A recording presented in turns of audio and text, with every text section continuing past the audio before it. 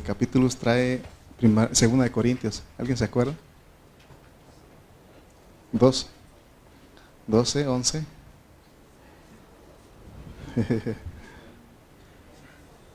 ¿12?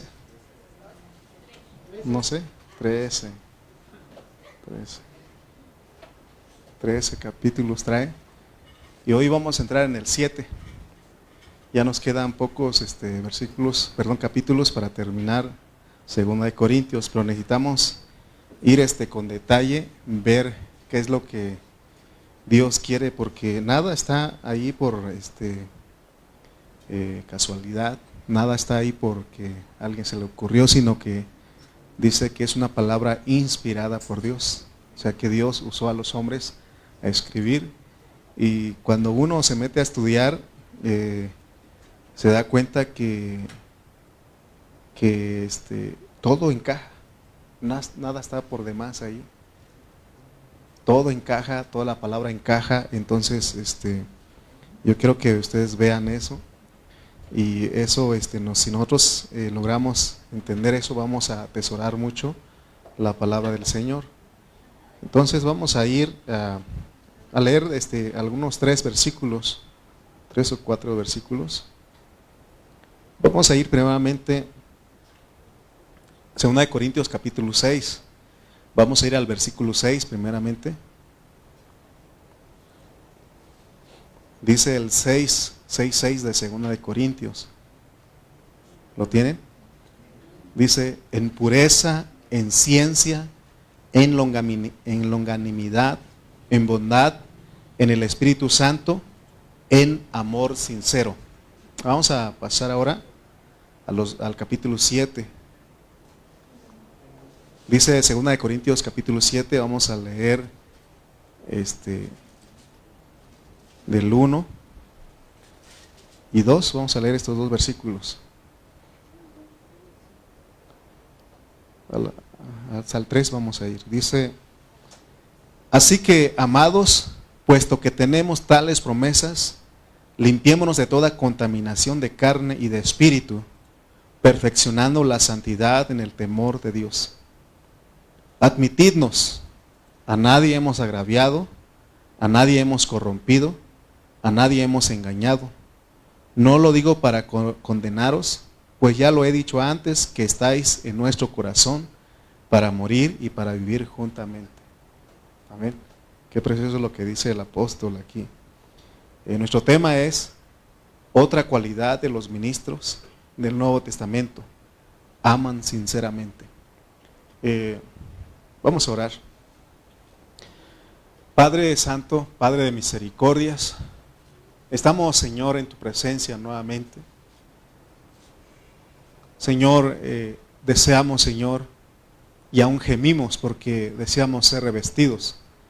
Y sabemos, Señor, que cuando escuchamos tu palabra y la oímos con fe, esa palabra, Señor, nos hace crecer, nos hace ser transformados, nos transforma, nos hace madurar. Señor, por eso estamos aquí, Señor, porque amamos tu palabra y aún deseamos conocer cuál es el propósito o en qué consiste el ministerio del nuevo pacto. Y tú dices, Señor, que tú has establecido ministros, Señor, para el ministerio. Ayúdanos a entender, Señor, que todos nosotros somos ministros del Espíritu, no de la letra, porque la letra mata. Señor, aquí estamos, Padre, porque queremos una vez más oír tu voz, queremos escuchar tu voz. Señor, gracias te damos. En el nombre de Cristo Jesús, amén y amén. Amén. ¿Se acuerdan que en algún otro mensaje anterior, no me acuerdo exactamente qué mensaje, pero hablamos de las cualidades de los servidores, de los ministros del Nuevo Testamento? Y hoy vamos a ver otra cualidad, y otra cualidad es que aman sinceramente. Vamos a repasar algunas cualidades que hemos hablado para llegar a este punto.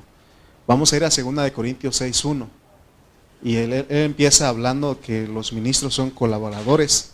Dice 2 de Corintios 6:1: así pues, nosotros como colaboradores suyos, os exhortamos también a que no recibáis en vano la gracia de Dios.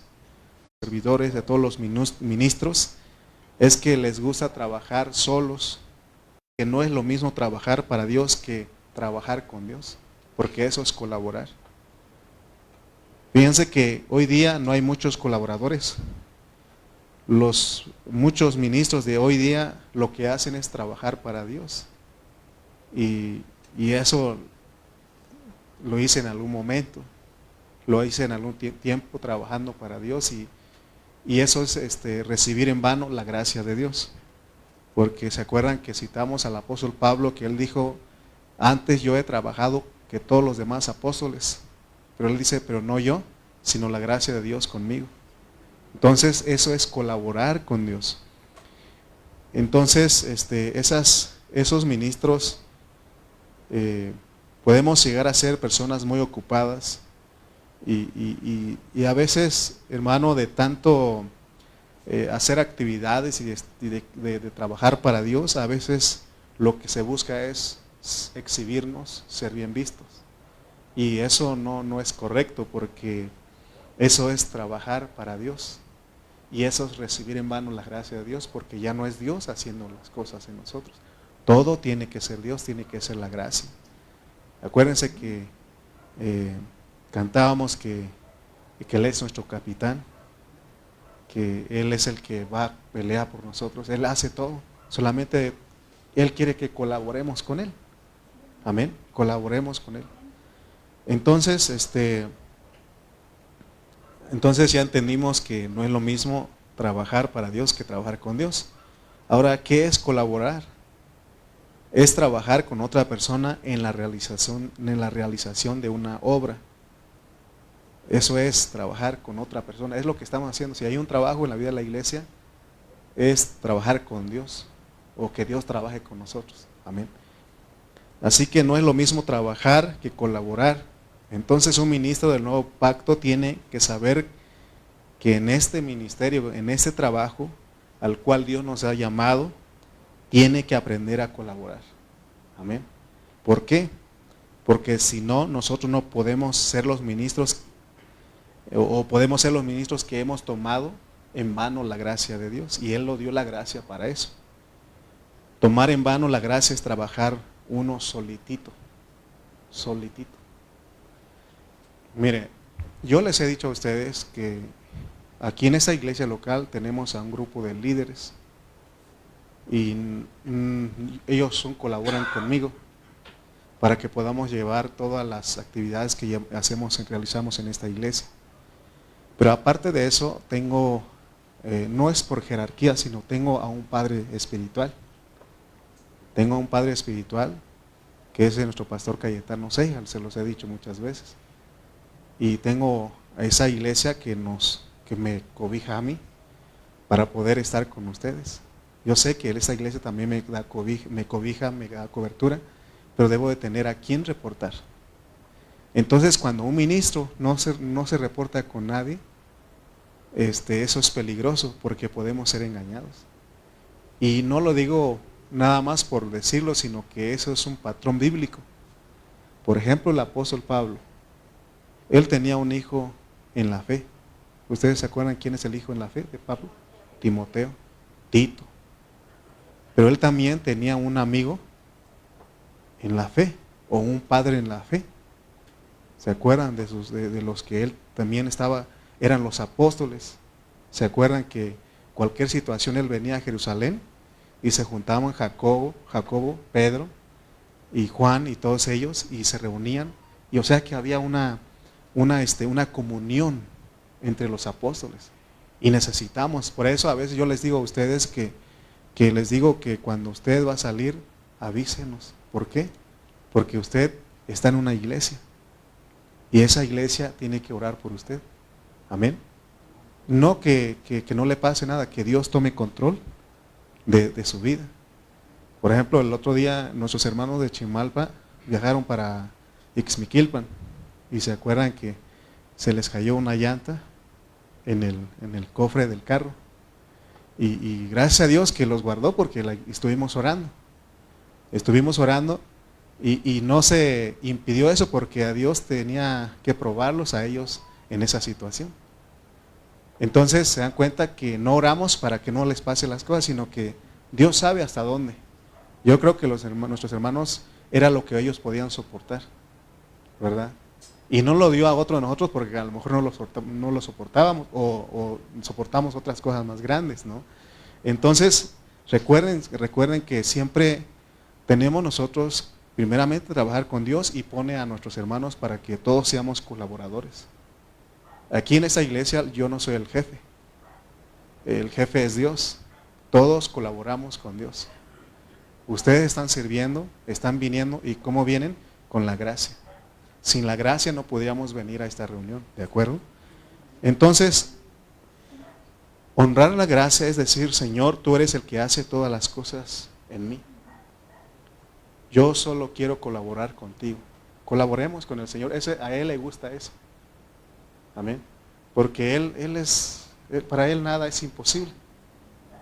Pero cuando nosotros queremos hacer las cosas, es cuando no nos salen. Y yo lo tengo bien comprobado porque a veces preparo mis temas, los mensajes, y desde la casa digo, ahora me van a entender. Porque ahora sí me preparé bien, está todo explicado.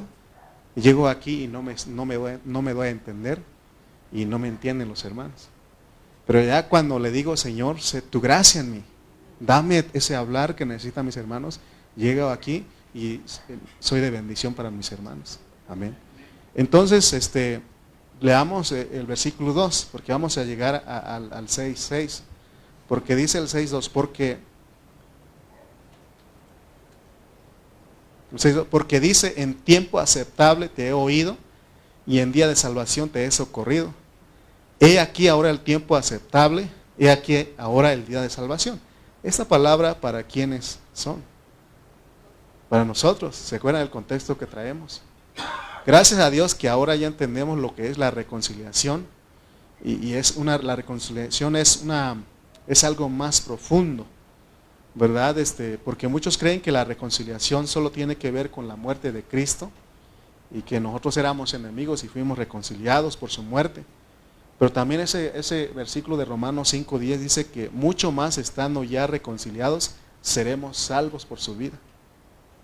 O sea que la salvación continúa. Es una salvación tan grande que continúa y la reconciliación es parte de nuestra salvación. Y por eso dice que el ministro es un hombre reconciliado, pero también necesita estar siendo reconciliado todo el tiempo. ¿Por qué? Porque muchas veces uno toma en vano la gracia de Dios. En otras palabras, el ministro a veces se cree que él hace todo, que él trabaja mucho, que él se esfuerza mucho y no deja que Dios haga el trabajo. Yo lo he experimentado y a veces hago las cosas de mis fuerzas y me canso. Me canso, pero ya cuando digo que le pido a Dios que sea su gracia a través de mí, hermano, uno lo disfruta. Es algo que la verdad que cuando Dios lo hace, uno también se alegra, se goza. Amén. Entonces, cuando el ministro deja que Dios haga el trabajo en él, eso significa que seremos salvos por su vida, porque Dios tiene que seguir salvando nuestra vida. Nunca vayamos a creer que desde que nos salvaron o que nos salvó Dios o que fuimos salvos, ya todo quedó consumado ahí y que ya se logró todo. No, eso es el inicio. A nosotros los cristianos nos salvan todos los días. Y todos los días tenemos que estar siendo salvos, pero por la vida de Dios. Por eso Romanos 5:10 dice, mucho más, estando reconciliados, porque ya fuimos salvos, reconciliados, seremos salvos por su vida. Eso es lo que necesitamos. Por eso dice que hoy es el tiempo aceptable, hoy es el día de salvación. Necesitamos una salvación constante. Por eso Pablo también dice, porque todo aquel que invocare el nombre del Señor será salvo. Está hablando de esa salvación constante. Ya fuimos salvos inicialmente, pero necesitamos esto, ser salvos por su vida. Por eso todo el tiempo tenemos que pensar en Él, invocar su nombre y gemir para que Él siga creciendo en nosotros. Amén. Por eso dice ahí el 2, he aquí ahora el tiempo aceptable, he aquí ahora el día de salvación. Y se dan cuenta que este versículo usted lo puede leer hoy, lo puede leer mañana, lo puede leer pasado y sigue diciendo, he aquí el tiempo aceptable, el día de salvación. He aquí ahora el día de salvación. Hermano, eso es bonito lo que Dios está haciendo con nosotros. Por eso no debemos de conformarnos. No debemos de dar por hecho que ya la tenemos. Necesitamos de esta salvación constantemente. Y eso, en eso consiste la vida de los ministros. Y recuerden, pues siempre les he dicho que yo no me creo que sé todo. Yo estoy aprendiendo juntamente con ustedes. Y si algún día ustedes me hacen unas preguntas y no puedo responderles, no vayan a pensar que yo, entonces, el pastor, ¿para qué está? No, todos, hay cosas que yo no sé. Necesitamos orar, que Dios nos revele, que abre nuestros ojos. Pero todos estamos aprendiendo.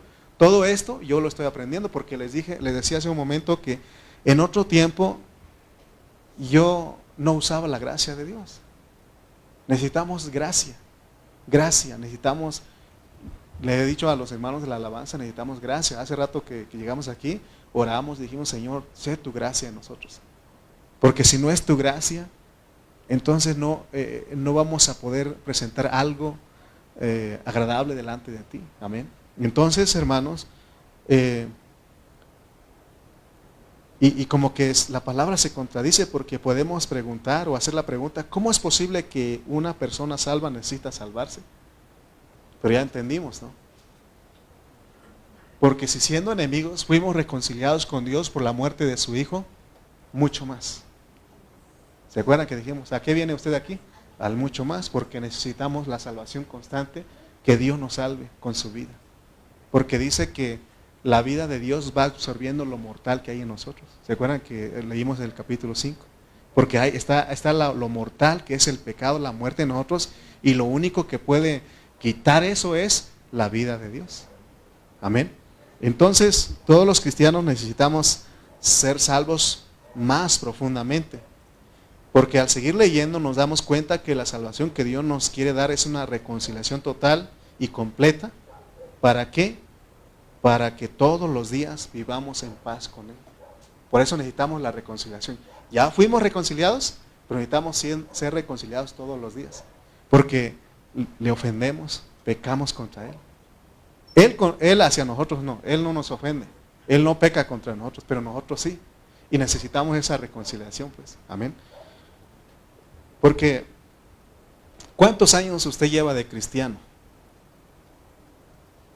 Ahora, ¿ya hizo la cuenta? De esos años, ¿cuántos años de esos usted ha vivido en paz con Dios? ¿Se dan cuenta que si yo tengo 30 años de cristiano, ¿cuántos he vivido en paz con Dios? No sé. A lo mejor son más los que he vivido peleado con Él. O como enemigo, porque dice que si nosotros nos hacemos amigos del mundo, nos constituimos enemigos de Él. Amén. Entonces por eso que todos los días, por eso en la mañana, ¿qué hacemos nosotros? Señor, ten misericordia, gracias por esta nueva misericordia, danos de tu gracia. Y dice la Biblia que tenemos que venir en la tarde y decirle, Señor, gracias por tu fidelidad. Y si algo pecamos, decir, Señor, perdóname. Y ya nos acostamos en paz, porque dice el salmista que en paz me acostaré y así mismo me dormiré, porque solo tú me haces vivir confiado. Pero ya nos pusimos a cuentas con Él. Esa es la reconciliación que necesitamos todos los días. Amén. De nuestros pecados pasados, por eso murió Cristo. Amén. Y Él perdonó esos pecados, pero seguimos pecando, seguimos ofendiendo a cada momento, a cada hora, a cada día. Y necesitamos ser reconciliados, estar reconciliados con Él. Y es por eso, hermano, que a veces, como no confesamos esos pecados, quedan los pecados ocultos, los que no son ocultos a nosotros. Y es por eso que no sé por qué no tengo paz. Hay cosas que no hemos sacado de nuestro corazón. Necesitamos decirle al Señor, Señor, examina mi corazón, como el salmista, él oraba, examina mi corazón y ve si hay caminos de perversidad en ella. Y tenemos que confesarlo y decirle, Señor, perdóname. Y entonces, por eso, porque la Biblia es algo fidedigna, porque dice que en paz me acostaré y asimismo dormiré. También Isaías dice, porque tú guardarás en completa paz a aquel cuyo pensamiento en ti persevera, porque en ti ha confiado. O sea, entonces cuando nos vienen las situaciones, las preocupaciones, la ansiedad, todo eso, hermano, es quizá hay algo que no hemos confesado. Hay algo que, y la verdad que yo a veces me pongo a meditar mi vida, porque yo soy una persona que me llega el estrés, me duele el cuello, el brazo, y ahí ando ahí, ¿no? Y le digo, a ver, y hay algo que hermano Aarón compartió algo en internet el otro día, y me gustó eso, porque dice que, bueno, me gustó tanto que no me acuerdo cómo dice. Pero algo que él dice, no pienses de más, dice, mejor deja todo en las manos de Dios, en oración, díselo, ¿no? Y eso es una realidad, porque si estamos piense y piense por ese problema, por esa situación, por eso viene, nos angustiamos, viene la desesperación, la presión, la tensión y todo lo que, ¿no?, nos lleva a vivir una vida estresada. Entonces, y yo lo he hecho eso, porque, por ejemplo, me entero de la situación de los hermanos, es una preocupación más. Pasa algo con mis hermanos en Oaxaca, otra preocupación más. Viene esto, otra preocupación más. Se enferman mis padres, otra. Entonces, yo debo de aprender a decirle al Señor, tú tienes control de todo. Tú tienes, y como el salmista, ellos oraban, aunque no tenían mucha luz, pero Dios los inspiraba, porque decían, Jehová es mi pastor y no me importa nada más. Cuando dice nada me faltará, está diciendo, no me importa nada más. Amén. Pero a veces nosotros, hermano, eso que no, por eso necesitamos reconciliarnos con Él. Y cuando decimos, Señor, perdóname, Señor, he pecado contra ti, he querido hacer las cosas yo solo, y yo sé que no puedo. Uno reconoce. Y por eso dice él, al corazón contrito y humillado, jamás lo desprecio. ¿Sí o no? Pero necesitamos aprender, por eso esa es la reconciliación que nosotros necesitamos, amén. ¿Se dan cuenta que necesitamos una reconciliación más profunda? Amén. ¿Cuántos somos compañeros del estrés, de las preocupaciones, de los afanes, de la ansiedad? Dicen que hay una estadística que los pastores se mueren más pronto por eso. Y es en Estados Unidos. Lo sacaron allá. Aquí en México no. Pero sí, hermano, se preocupa uno. Yo soy compañero de ustedes. Y a veces yo le digo a los hermanos, hermano, no se preocupe. No se afane. Sé tranquilo, y yo a veces ando ahí. Pero necesitamos recordar. Usted me necesita recordar a mí esas palabras, hermano, tranquilo. Y ¿sabe qué palabra a veces es poderosa para nosotros?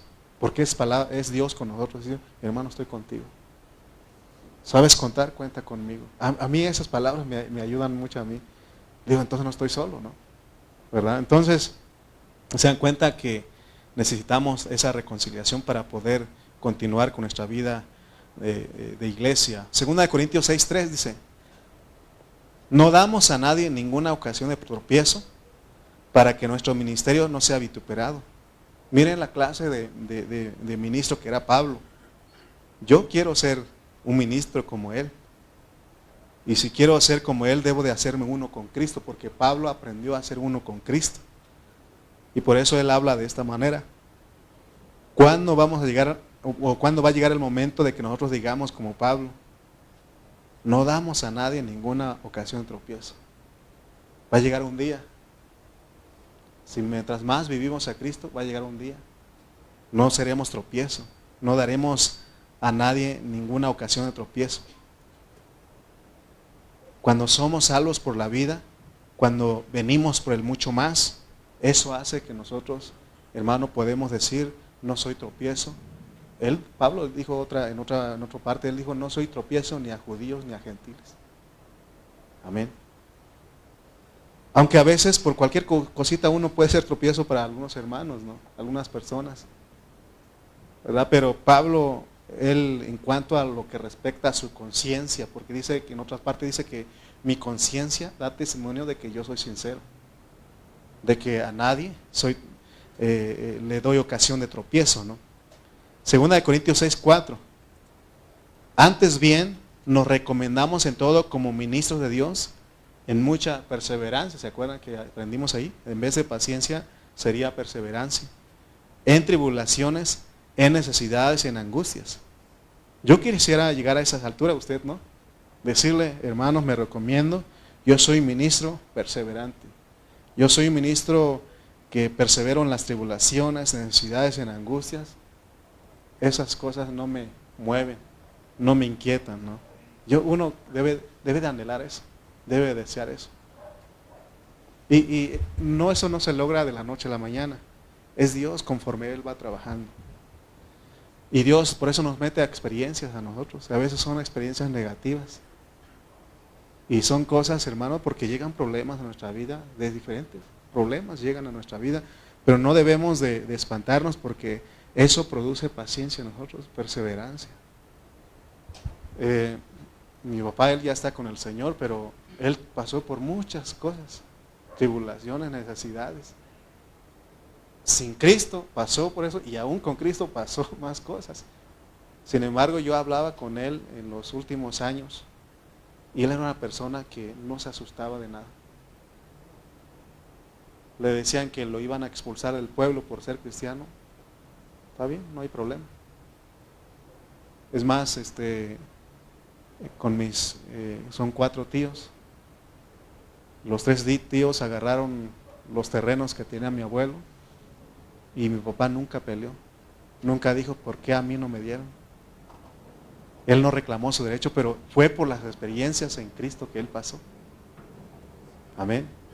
Y Pablo, vean ustedes la vida de Pablo, fue una persona que pasó por muchas necesidades, por muchas situaciones, por eso él puede decir, me recomiendo.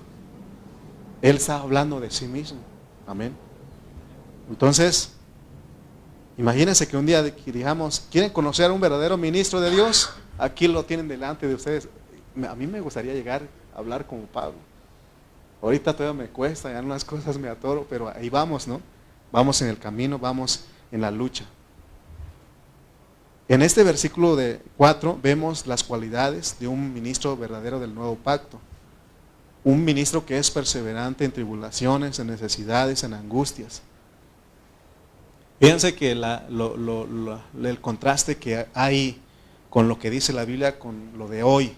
No muchos, pero para algunos, quizás, para algunos cristianos, cuando un ministro está hablando de que pasan tribulaciones, necesidades, angustias, puede ser que ellos crean o piensen que es un ministro fracasado. Porque se dan cuenta que las megas iglesias, los ministros de renombre, ¿cómo están ellos? ¿Cómo están ellos, sus congregaciones, tienen sus medios de transporte, ¿no? Enormes y todo eso? Y se ven a un ministro pasando por necesidades, por tribulaciones, por angustias. Van a decir, este está fracasado. Pero Pablo dice que Pablo no era un fracasado. Al contrario, a través de eso, Cristo se hacía patente en él. Cristo gobernaba en su vida. Amén. Por eso dice que la vida del hombre no consiste en los bienes que posee. Amén. Entonces, hermanos, veamos pues, porque en el 5 él sigue diciendo, en azotes, en cárceles, en tumultos, en trabajos, en desvelos, en ayunos, en pureza, en ciencia, en longanimidad, en bondad, en el Espíritu Santo, y aquí es donde quiero llegar porque ese es nuestro tema, en amor sincero. Otra de las cualidades de un ministro es que ama sinceramente a los hermanos. ¿Y quién puede hacerlo eso? Solamente Cristo, viviendo la vida de Cristo, siendo salvos todos los días. Porque aún a veces en las relaciones de matrimonio, cuando el hombre le dice a la esposa, te amo, y a veces no es muy creíble, o al revés, y no es muy creíble. ¿Por qué? ¿O con qué amor hablas? Porque muchas veces es un amor condicional. Porque como te tratas, te trato. Pero en cambio el apóstol, fíjense todo lo que él pasó, y él dice, ama sinceramente a los hermanos. En Romanos él dice que tenemos que amarnos con amor fraternal y que no sea sin fingimiento, dice, porque podemos fingir. Pero cuando estamos siendo salvos por la vida de Dios, hermanos, entonces nosotros podemos amar sinceramente. Ese es un hombre que llegó a amar a los hermanos sinceramente. Leamos el 7:1 de 2 de Corintios. Dice 2 de Corintios 7:1. Así que, amados, puesto que tenemos tales promesas, limpiémonos de toda contaminación de carne y de espíritu, perfeccionando la santidad en el amor de Dios. Fíjense que habla de la contaminación de carne y del espíritu, ¿no? A mí me cuesta entender lo que es la contaminación del espíritu, pero Dios nos va a ayudar a entenderlo. Porque no solamente podemos ser contaminados de carne y del alma, sino que aún del espíritu. Y de la única manera que nosotros no nos contaminamos del espíritu, o somos limpiados de esa contaminación de carne, del alma y del espíritu, es siendo perfeccionando la santidad en el temor. Amén. Porque la contaminación entra por causa del pecado, de todo el mundo, de todas esas cosas malignas, ¿no? Entonces dice que limpiémonos. Y entonces nos habla de que de perfeccionando la santidad en el temor. O sea, cuando nosotros vivimos en esa manera, porque la santidad tiene que ver con que nos apartemos para Dios, con que nos estemos llenando de Él cada momento y viviendo en el temor de Él, entonces nosotros, hermano, estamos siendo limpiados de esa contaminación. Por eso, miren, hay algo que debemos de aprender. Y quiero decirles a ustedes esto, y es para mí y para todos nosotros. No debemos de ser descuidados. No debemos de ser descuidados. Porque no solamente el pecado, las maldades que hay contaminan, sino que aún las enseñanzas. Hoy hay mucha enseñanza. Y esos son espíritus. Y te pueden contaminar tu espíritu. Por eso no seamos descuidados. Y yo como responsable de esta iglesia local, yo a veces les digo a ustedes, hermanos, tengan cuidado, aquí no, a veces les he dicho. Pero ustedes deben también deben saber discernir. Amén, saben de saber discernir. Por eso no debemos llevar una vida superficial. No debemos de llevar una vida descuidada. Porque el precio de vivir una vida descuidada y una vida superficial es carísimo. La factura es bien grande. Por eso les digo, no vivamos descuidadamente. No vivamos livianamente la vida cristiana. ¿Por qué? Fíjate lo que podemos arrastrar. Los primeros que se van a echar a perder son los hijos. Esos hijos, si usted es descuidado y es liviano, esos hijos un día se van a ir de la vida de la iglesia. Cuando tengan la mayoría de edad se van a ir. Ahora, cuando yo estaba escribiendo eso, dije que bueno que Dios le está hablando a los hermanos. Porque yo creía que me salvaba de esto, porque nosotros no tenemos hijos. Pero tengo a ustedes como ovejas. Y son hijos en la fe. Entonces Dios me dice, si tú vives una vida cristiana descuidada, tus ovejas serán como tú. Por eso hay un temor en mí. Cuando hay una situación en la iglesia, ¿qué estoy haciendo?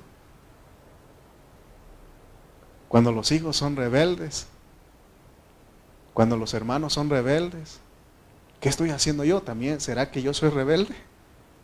Y por eso a veces en vez de ser duro con los hermanos, mejor tengo misericordia, tengo compasión y digo al Señor, a lo mejor Señor tú me estás hablando a mí y yo estoy viendo el problema de los hermanos. Por eso uno como padre, yo como padre espiritual y ustedes como padres de sus hijos físicamente, ustedes llevan mucha responsabilidad. Por eso ustedes no tomen la vida de la iglesia livianamente.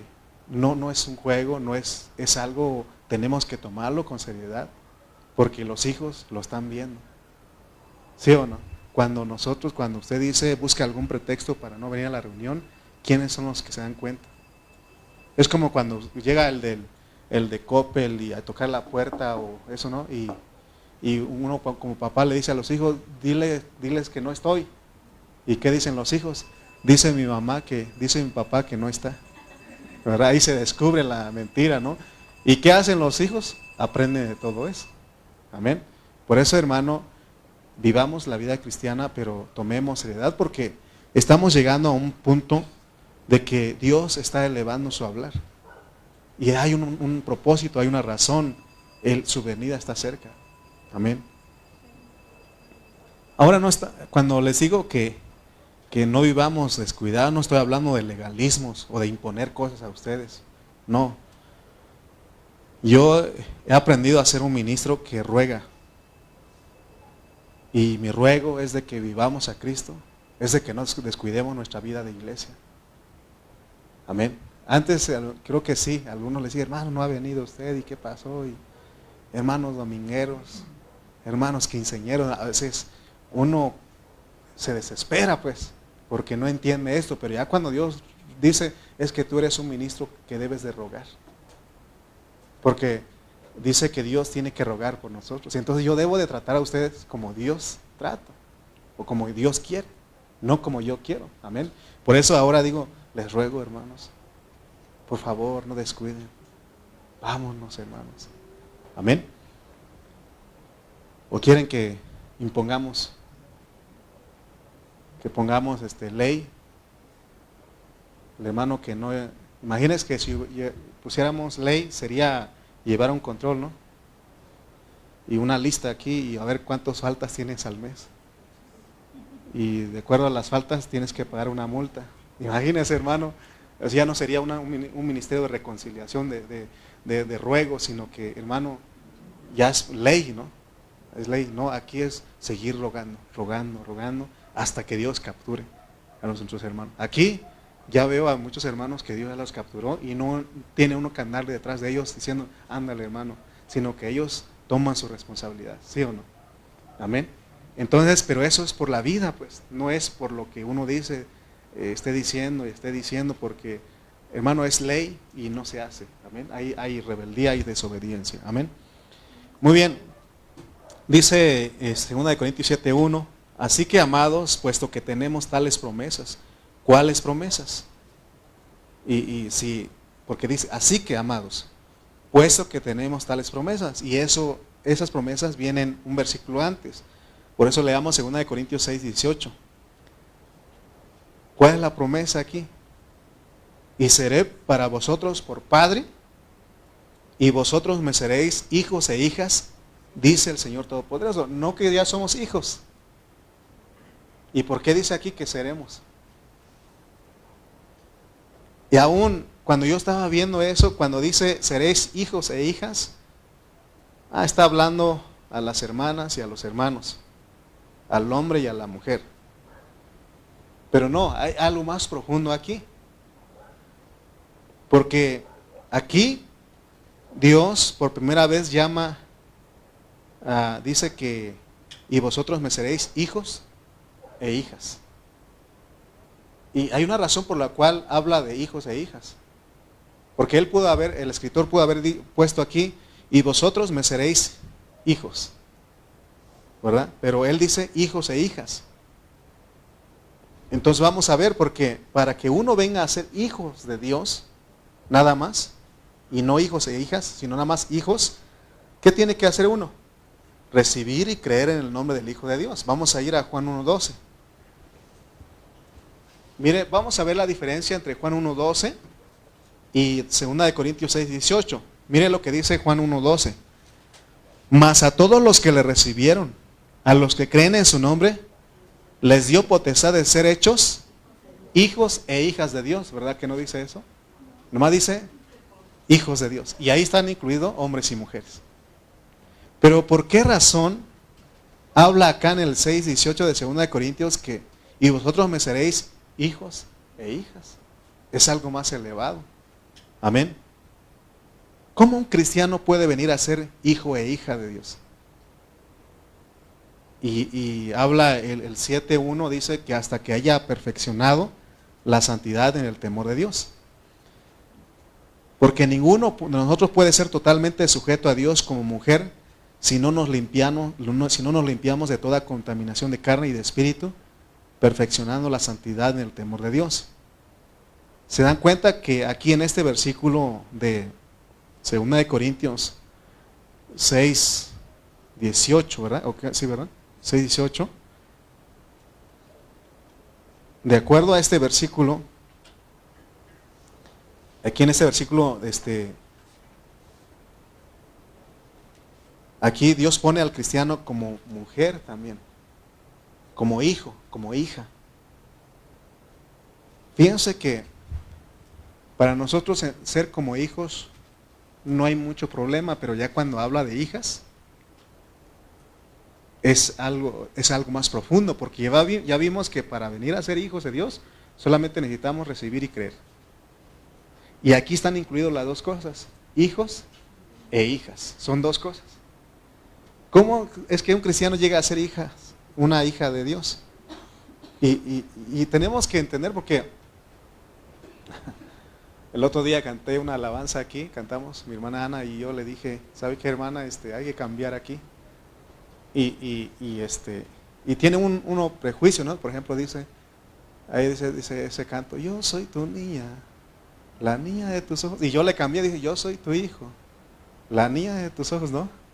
Y es que uno tiene prejuicios, porque yo aprendí de un pastor allá en Jalisco, y él decía a los músicos, ¿saben qué? Cámbienle ahí, porque uno bigotón y está cantando que es niña, ¿no?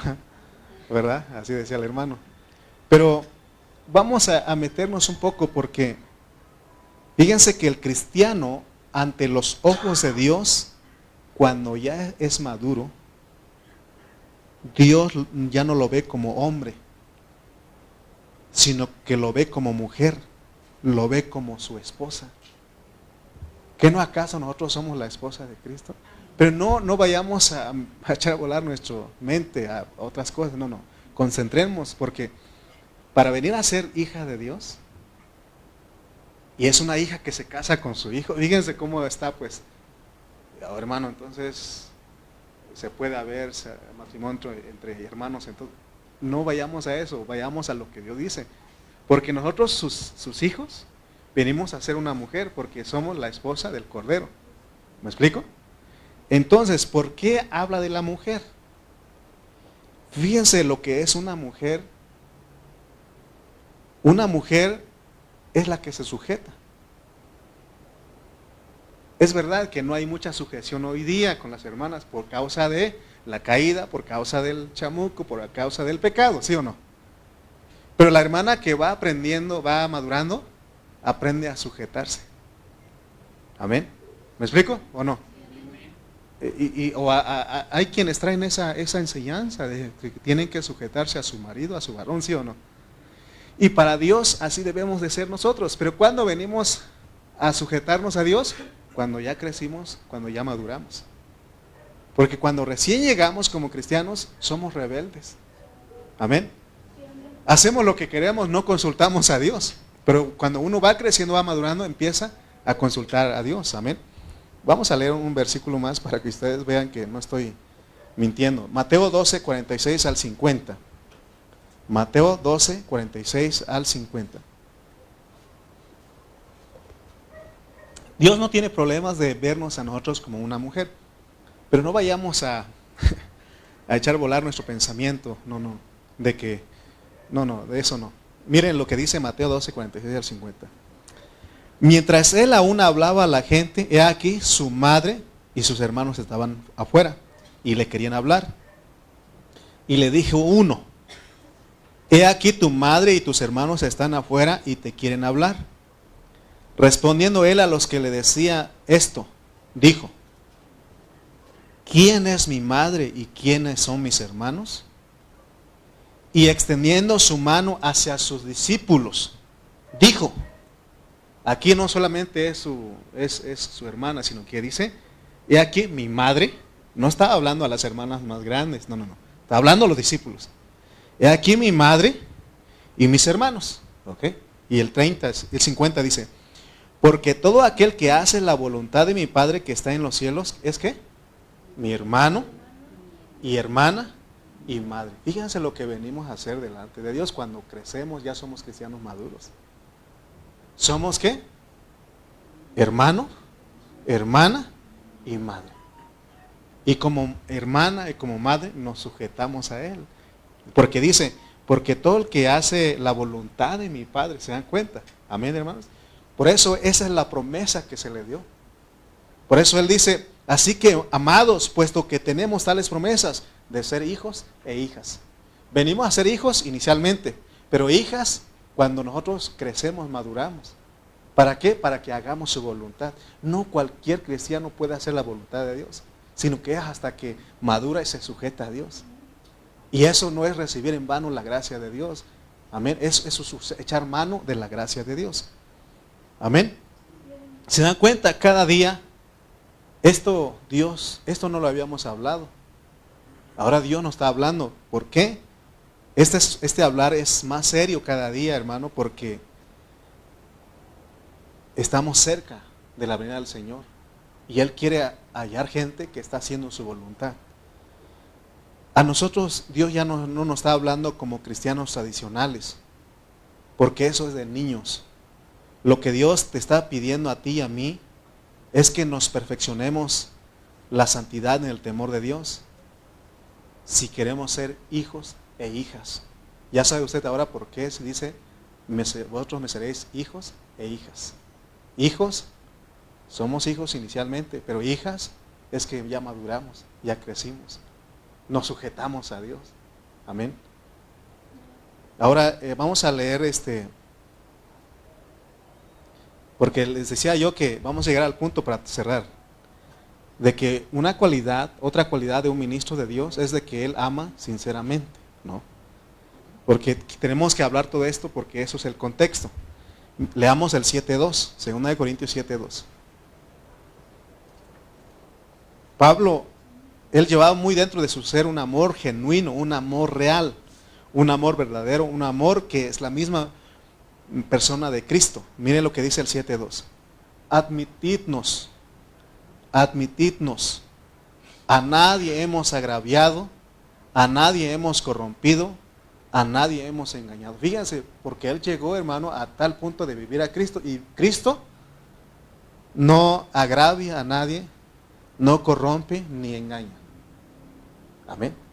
Pero eso es es un proceso, pues, para llegar a decir eso. ¿Será que alguno de nosotros aquí, hermano, a nadie he agraviado, a nadie he corrompido, a nadie he engañado? De repente se nos salen algunas cosas. Pero tenemos que anhelar a llegar a este punto, a este clímax, pues, de decir, hermanos, a nadie he agraviado, a nadie he corrompido, a nadie he engañado. Pero él dice primeramente, admitidnos. Y aquí admitidnos en el original es, hagan un lugar a nosotros. O sea, aquí él está diciendo, hagan un lugar a nosotros. Otra traducción dice, acéptenos, recíbanos en su corazón. ¿Por qué, hermano? ¿Por qué él decía esto? Porque los hermanos ya lo habían desechado. Los hermanos lo sacaron a él. ¿Por qué lo sacaron a él de su corazón? Ya no había lugar para Pablo en el corazón de los hermanos, porque él escribió 1 Corintios. Y en 1 Corintios él fue duro con ellos. Y él dijo, es que ustedes son carnales, niños en Cristo. Es que de repente Dios tiene que hablar, pero tiene que ser Dios. Amén. Tiene que ser Dios hablando fuerte a los hermanos. No, yo no puedo hacerlo. Amén. Porque si yo empiezo a regañarlos a ustedes porque están haciendo algunas cosas mal, también yo necesito regaño, porque somos compañeros. Pero cuando es Dios hablando a través del apóstol, él sí les regañó, sí les habló fuerte, les habló duro. Entonces, él les dice, admitidnos, hagan un lugar en su corazón para mí, decía.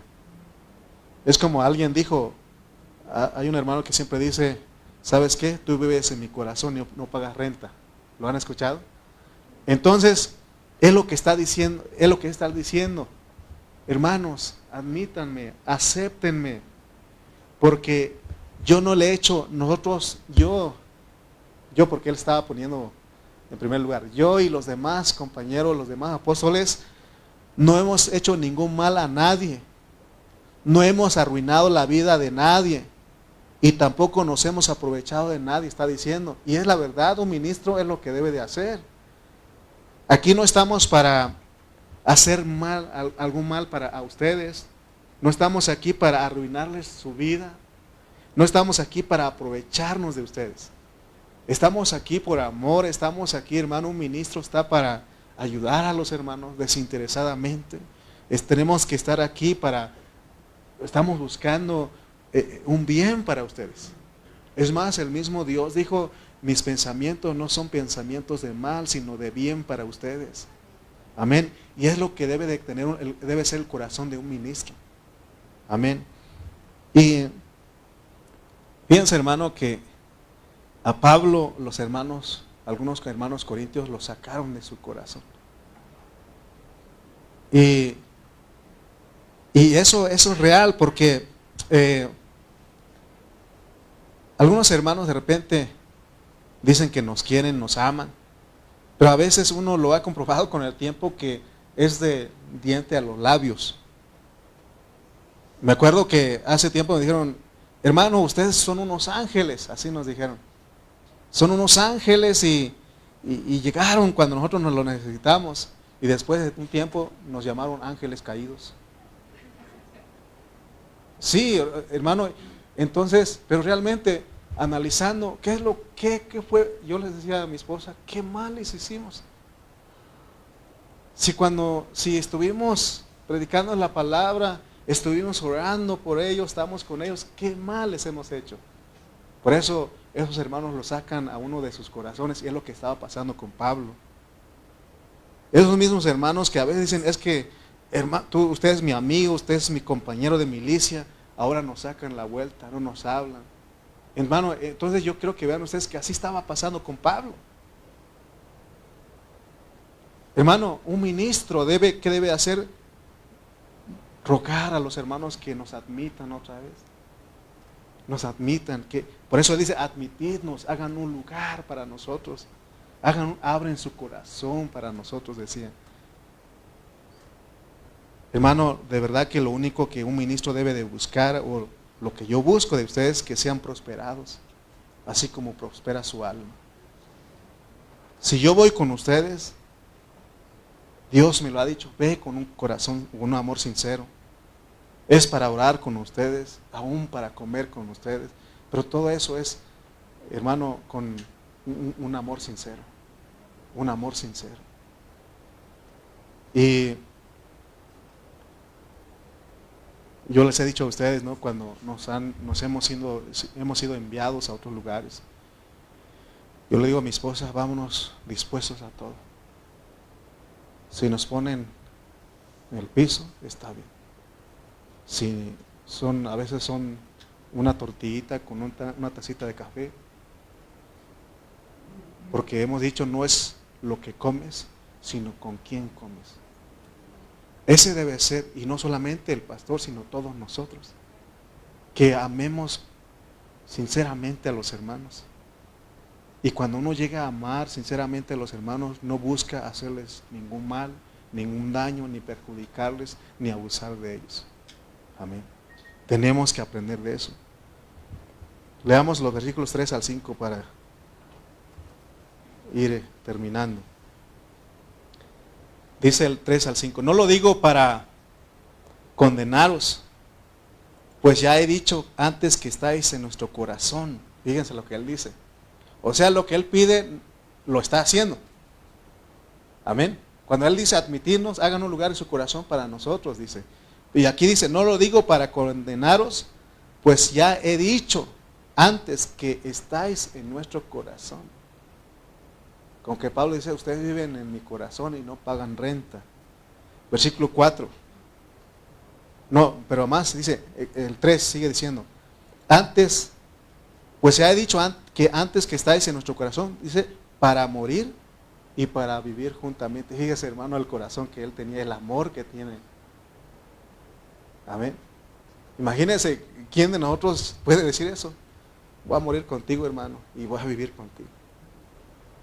Y hay una mujer que dijo eso, ¿no? ¿Se acuerdan de ustedes la mujer?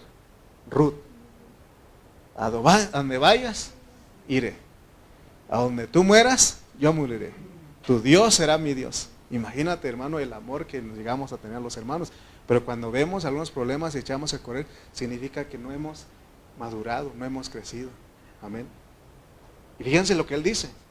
Versículo 4. Mucha franqueza tengo con vosotros. Estaba abriendo con él, con ellos. Mucho me glorío con respecto de vosotros. Él se sentía orgulloso de los corintios. Aunque estaban mal, pero él les habló y él tenía fe de que ellos iban a ser gente que iba a dejar de ser niños. Y dice, lleno estoy de consolación, sobreabundo de gozo en todas nuestras tribulaciones. Porque de cierto, cuando vinimos a Macedonia, ningún reposo tuvo nuestro cuerpo, sino que en todo fuimos atribulados de fuera. O sea que hay gente de afuera que no atribulaban, hacían sufrir al apóstol. Y luego conflictos de dentro. Sino que todos fuimos atribulados de fuera, conflictos. Había conflictos de fuera, dice, y de dentro temores. O sea que donde él llegó a estar en un punto que aún los de adentro no lo querían. ¿No? 6 y 7 dice, pero Dios, que consuela a los humildes, nos consoló con la venida de Tito. Y no solo con su venida, sino también con la consolación con que él había sido consolado en cuanto a vosotros, haciéndonos saber vuestro gran afecto, vuestro llanto, vuestra solicitud por mí, de manera que me regocijé aún más. Oh, hermano, eso trae gozo, ¿no? Cuando los hermanos reconocen que están mal, hermano, sí, estoy mal. Uno les predica, hermano, yo estaba mal y Dios lo usó a usted para bendecirme. Oh, hermano, eso trae gozo. Y es lo que estaba diciendo Pablo, porque Tito le informó a Pablo lo siguiente. Yo creo que Pablo llegó, no sé cómo vio a Pablo, cómo Tito vio a Pablo, a lo mejor lo vio que estaba triste, por causa de los corintios. Y yo creo que Tito le dice, hermano Pablo, los creyentes corintios te quieren, te aman. Ellos reconocen que tú eres el apóstol. Ellos reconocen que tú vives a Cristo, que tú los procuras. Es verdad que los pusiste, ¿cómo se dice acá, mijo? Como camote. Con tu primer escrito, pero ellos te quieren, ellos te aman. Y ellos han hecho un lugar en su corazón para ti. Hasta te lloran, porque no has ido a verles y ellos desean verte. Por eso él dice, prometo ir con ustedes. Amén, hermanos. Y eso, de verdad, hermano, les digo que eso anima. En estos días ha sido una prueba para mí, para mi esposa. Y nos hemos ido a Oaxaca 2-3 semanas, ¿no? Y cuando llegamos aquí, algunos hermanos nos dijeron, hermano, estábamos tristes. Pensamos que usted ya no quería regresar a Tultitlán. Y nos alegra volverlo a ver. Otros nos dieron un abrazo, no me dijeron nada, pero nos dieron un abrazo. Oh, hermano, eso es bonito. Porque significa que hemos trabajado en el corazón de ustedes. Y no hemos buscado sacar provecho de ustedes. No queremos hacerle ningún mal ni hacerles daño. Hermano, yo la he regado y no le prometo que no lo voy a seguir regando. Yo soy humano como usted. Yo cometo errores y seguiré cometiendo, pero no es mi intención. Mi intención es cuidarlos a ustedes. Ser como Pablo, porque Pablo fue como Cristo. Ser como Cristo, cuidarlos a ustedes, sufrir por ustedes, estar dispuesto. Para eso nací. Para eso fui escogido. No me veo haciendo otra cosa más que estar delante de ustedes, cuidarles, predicarles la palabra. Hermanos, muchos hermanos aquí no lo expresan, no me lo dicen, pero yo sé que tienen afecto para nosotros y con eso basta. Es suficiente. Amén. Usted que hace un esfuerzo para venir los miércoles, eso es suficiente. Tenemos que aprender a amar a los hermanos entrañablemente, para que con todos nos sintamos paz y con confianza. Debemos aprender a disfrutarnos a todos los hermanos. No debemos de tenerles miedo ni sacarles la vuelta. Si alguien no nos quiere saludar, tenemos que saludar. Así me han dicho. Hermano, es que fulano ya no nos quiere hablar, hable usted, así me dijeron hace poco.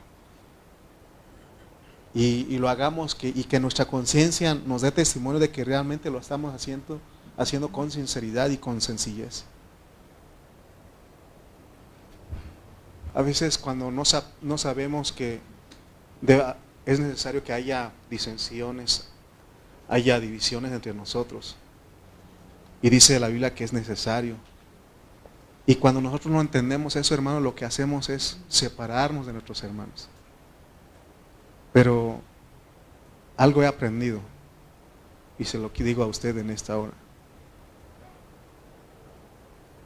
Si hay alguien que ya no nos quiere hablar, pero que no quede de nosotros, nosotros hablemos y oremos por esa persona.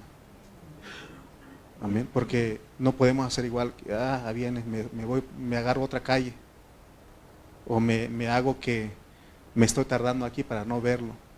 Hablemos. Así hemos hecho hasta ahorita, creo. Y si algo hemos fallado, y si algo he dañado a ustedes, les pido perdón. Pero yo quiero decirle que todos ustedes, cada uno de ustedes vive aquí en mi corazón. Amén. Cada uno de ustedes vive en mi corazón. No nada más los que vinieron hoy miércoles, todos los que son de parte de esta iglesia local, en Coajimalpa, aún los que nos están escuchando, y porque ellos creen que somos de bendición y nos están escuchando y están esperando cada miércoles, cada domingo, también ellos viven en nuestro corazón. Amamos a esos hermanos. Amén. ¿Ustedes me admiten? ¿Me admiten? ¿Hacen un lugar en su corazón para mí? Ustedes también están en mi corazón. Vamos a orar. Padre Celestial, te damos gracias en esta noche. Gracias por tu palabra. Gracias, Señor, porque nos enseñas cómo es amar sinceramente. Amar como tu siervo Pablo, porque él te vivió a ti, vivió a Cristo. Es lo que queremos hacer, vivir a Cristo. Ayúdanos, Señor, a que no guardemos nada en contra de ningún hermano, sino que podamos amarnos a todos sinceramente. Señor, todos tenemos defectos, nos fallamos aún todavía, pero llegará el momento en que hagamos como tu siervo Pablo, que diga, para mí el vivir es Cristo. Ya no vivo yo, mas Cristo vive en mí.